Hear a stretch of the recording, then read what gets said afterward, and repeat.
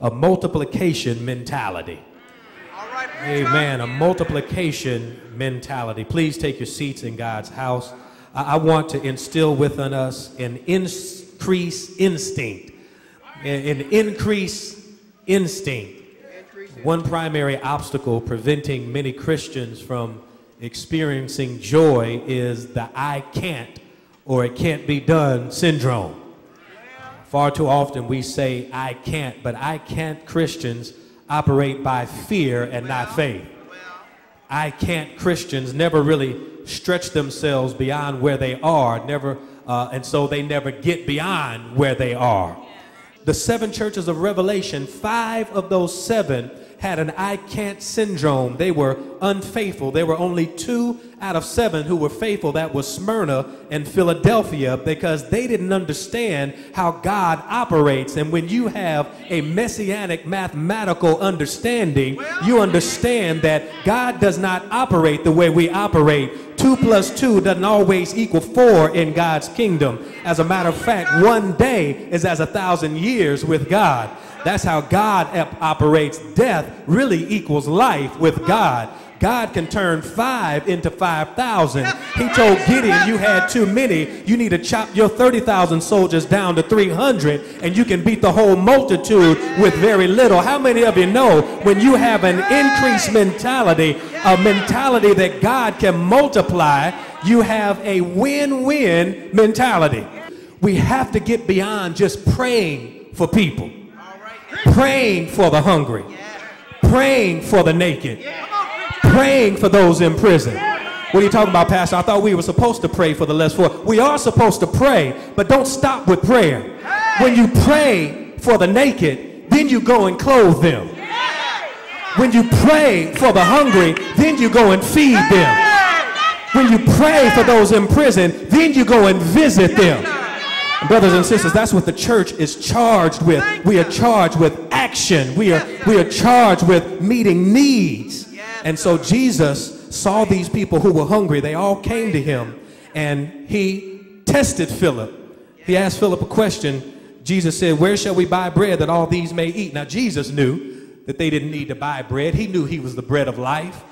He knew how they were going to be fed, but he was testing Philip's faith. And Philip responded in verse 7. He said, 200 denarii worth of bread is not sufficient to feed them. Now, right off, Philip had a defeated mentality. His mind wasn't right, because Philip was limited by his own mind, that he didn't see Jesus standing right in front of him. Let me try to break it down even a little bit more. Our very own Bishop T. Gary Benjamin wrote a book, It's All in Your Mind. And I'm afraid a lot of us are limited in our own minds. Napoleon Hill said our only limitations are those we set in our own minds. It was Rene Descartes who said, cogito ergo sum. I think, therefore I am. Jesus expanded further. He said, as a man thinks, so is he. And so we understand the real battle starts right here in the mind. And no one is ready to receive a blessing until he or she believes they can acquire the blessing. And you can't believe it until you believe it in your mind. So if your mind is limited, do you think God is going to open up a blessing to you? Do you think God is going to open up the floodgates to you? Do you think God is going to open up the windows of heaven? He's not going to give it to you until you believe you're ready to receive it. And some of us are limiting ourselves because we are limited in the mind. And brothers and sisters, do you know it takes no more effort to aim high and to shoot for victory than it does to accept defeat, than it does to accept misery? It takes no more energy. So if you're going to use the same energy, you might as well believe God to do all things, to do everything except fail. And that's the miracle in the text. Jesus took the loaves of the little boy, and he took the fish from this little boy, and he used what the little boy brought to him, because you can trust Jesus to use whatever you have. If all you have are 2 fish in your pocket and 5 barley loaves in your wallet, then give Jesus what you have and watch God work a miracle. Watch God work with what you have, and stop yelling at God. Stop complaining to God about what you do not have. But God, I don't have a degree, and God, I don't have the mentality. God, I don't speak well, but God, I don't sing very well. God, I don't have much money. I don't have much time. Stop telling God what you do not have and just give God what you do have. I dare you just to give God what you have. I dare you just to give God the time that you have. I dare you to give God the little talent that you do have and watch God work a miracle.